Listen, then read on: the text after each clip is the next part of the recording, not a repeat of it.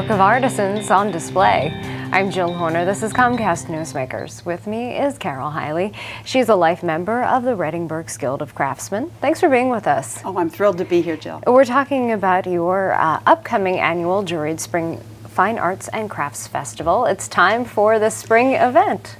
Springtime is always my favorite show because all of us craftspeople, after the holidays, we sort of hunker down and we do new work.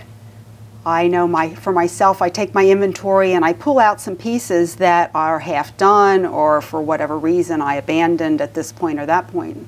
So I say, ooh, I think I'll finish them this time. And so that's my new work. And many of our other craftspeople approach their work much the same way. We've put off doing that new color or that new applique long enough, and winter gives us the opportunity to pull all that out. And now this is actually the 10th annual spring show, and for this year you have 65 juried artisans participating and showcasing their work. What does it mean to be a juried artisan? To be a juried artisan is a quality standard that we have set for ourselves, and it is the reason why we are now in our 62nd year as a craft organization, the Reading-Berks Guild of Craftsmen. I'm very, very proud to be a life member, which is the highest level that can be attained.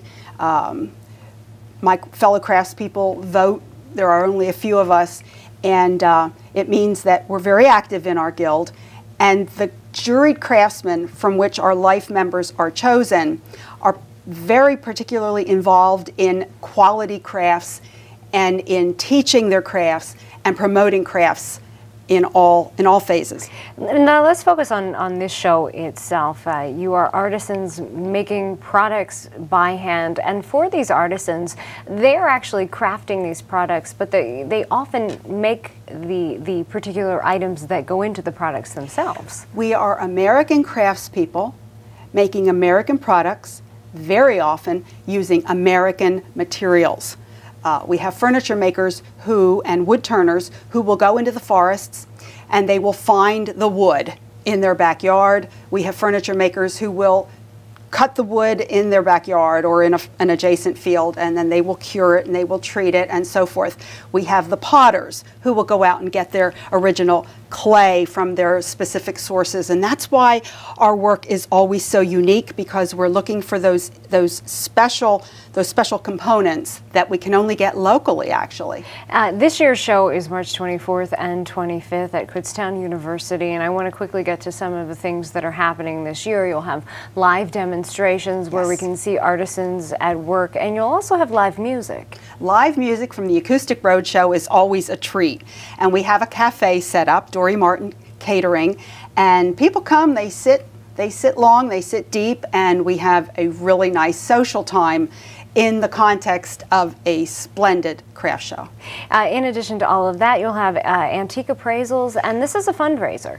It is a fundraiser. Within it, the people at the gate, their money goes to help us with our advertising that they pay, and it's $5 per item for the antiques. And that money, Kathy Pennypacker this year is giving it back to our scholarship funds.